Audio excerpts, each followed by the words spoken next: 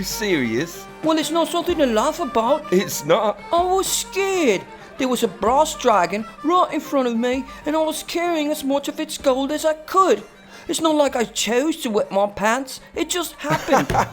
Oh, shut up. I understand. Ain't no shame in wetting yourself when a dragon's mad at you. It's still the funniest thing I've heard in a long time. But how come you're still alive then? What did the dragon do? It did the exact same thing as you. It started laughing. You know you're not being very nice, right? I'm sorry, mate. All right. Then, what did the dragon do? Did it hire your nanny?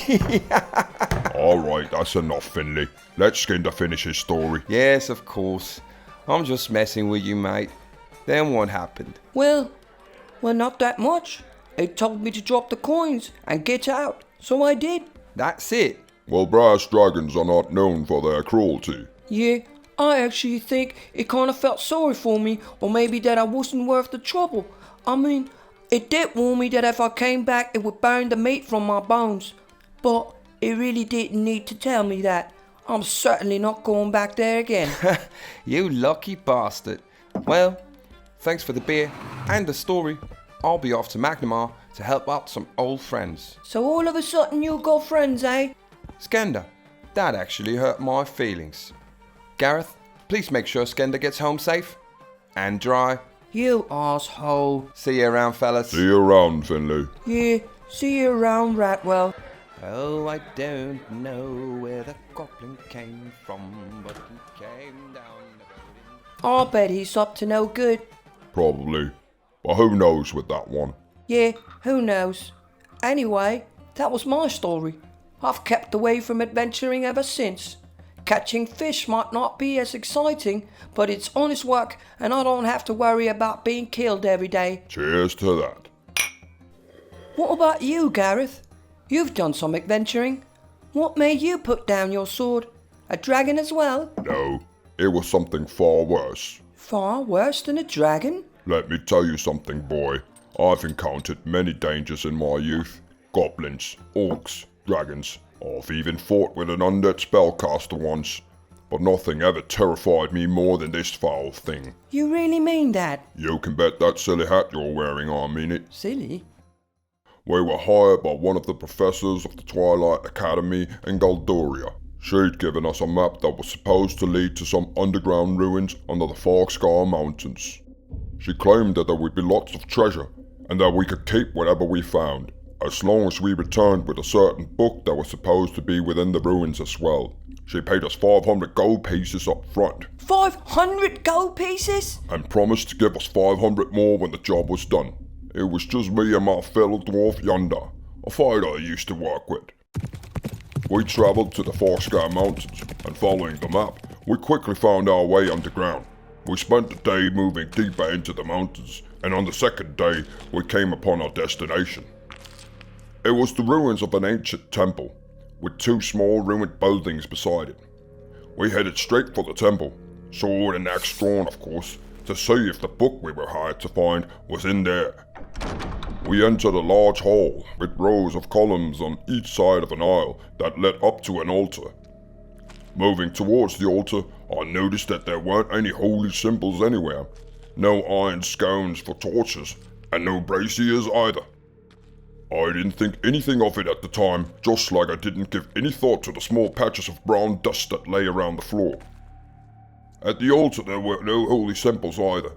Then Yondar spoke. Oi, Gareth, look at this. He pointed at the wall to the side of the altar. At first, I couldn't see anything, but then I saw what he was pointing at. A cunningly hidden stone door.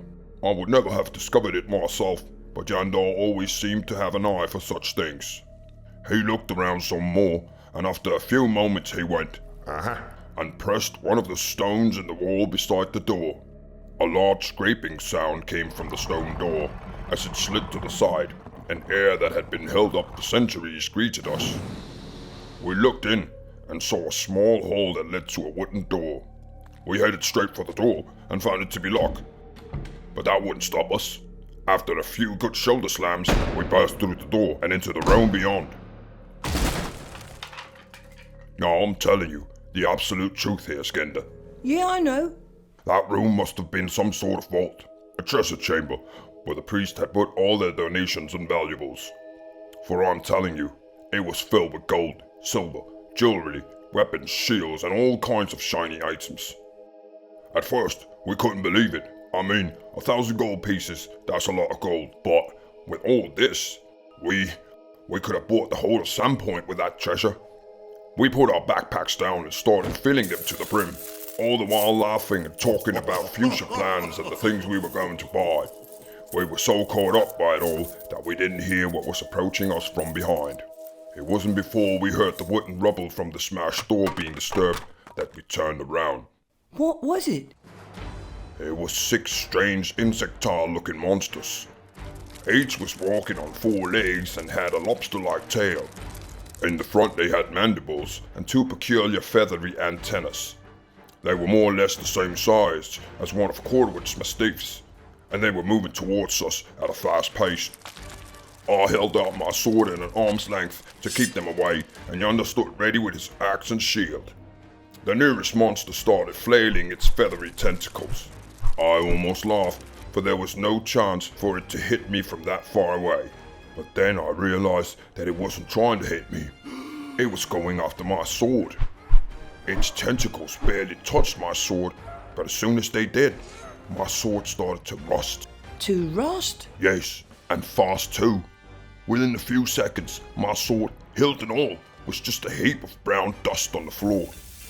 I heard Yonder's surprised scream, and when I looked at him, I saw that he was only holding the wooden shaft of his axe, and that the axe head and his steel shield were but powdery rust on the floor. Boy, Torak. He tried to fall back, but our backs were against all that treasure. We couldn't move out of the way. Simultaneously, our armor started corroding away as 2 of these rust monsters swept their tentacles over us. And I'll tell you one thing, my chainmail was passed down to me by my father, and it had an enchantment on it that made it stronger and more durable than your average chainmail. But that didn't matter to these monsters. So there we were, me, only my clothes, and Yonder, only his gambeson and undergarments. He never wore pants when he was in full play. Didn't feel free, he'd always say. Anyway, then I saw one of the most horrifying things I've ever seen. The rust monsters that hadn't attacked us were walking the top of all the treasure and quickly turning it to dust. You mean rust, right? All rust, what did it matter? They were destroying every hope we had of becoming rich. Can you imagine how that feels? Finally, Yonder couldn't take it anymore. He jumped on the back of one of the monsters and started hitting it with the wooden part of his destroyed axe. Now these monsters had only shown interest in the metal items that we were wearing and the treasure.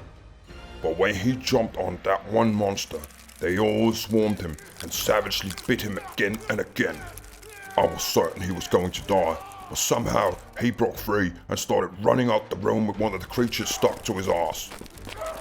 He ran a few steps, and fortunately, he let go, heading back to the treasure. Do your best with this. Let's get out of here, he said. I couldn't agree more. The rust monsters were quickly turning everything to rust, and what was to say that they wouldn't fancy some flesh for dessert? They'd even torn our backpacks open and ruined all the metal within them. Still, I couldn't resist. I would never forgive myself, I thought, if I didn't return with something. Come on, Gareth. Yonder urged. I quickly scanned the room. Off to the side there was a large golden plate. I ran over, grabbed it, and we started running back the way we came from. We ran as fast as we could, and even when we became fatigued, we kept walking. Still, after a day of moving, we heard something behind us. It was the sound of the rust monsters coming towards us, their steps echoing through the caves. We kept moving fast, but it was clear from the noise they made that they moved faster and would catch up soon. We hide, Yonder suggested, and I couldn't see any other option. We hid behind a couple of large rocks and waited. I peeked out between the rocks as we heard the monsters come closer. I saw all 6 of them running down the tunnel fast. I remember thinking they're gonna run right past us at that pace, but just as I had the thought, the monsters stopped and started moving slowly, their tentacles flailing in the air. They came closer and closer, and suddenly it dawned upon me. They could smell us. I whispered my new revelation to Yonder. He looked at me puzzled for a moment, and then suddenly lit up as if he had had an epiphany himself. Just then, one of the rust monsters came crawling over the rocks we were hiding behind. I almost screamed, but then Yonder took the golden plate from our hands and threw it as far away from us as he could. The rust monster ran after it, as a dog might do when it's being thrown a bone. They all did, and we started running once more. They couldn't smell us. Yonder said as we ran. They could smell the metal. That was the last I ever saw of those horrible monsters, and that was my last day of adventuring as well. The professor at the Twilight Academy wasn't too pleased, of course. Not only didn't we bring the book, we also owed her 500 gold pieces. We spent half a year cleaning the students' research rooms for leftovers of gods know what kind of experiments, and the privy chambers as well. When we had worked off our debt, me and Yonder went our separate ways. So that's why you started working at the Carpenters Guild. That's right. Adric Battlehorn was kind enough to give me a job, and like you said yourself, it's honest work, and you don't have to worry about being killed every day. Still, I couldn't resist making a few weapons of stone and wood, just in case I ever meet one of those filthy, treasure-eating, no-good rust monsters again. I'll be ready. Cheers. Cheers, Gareth.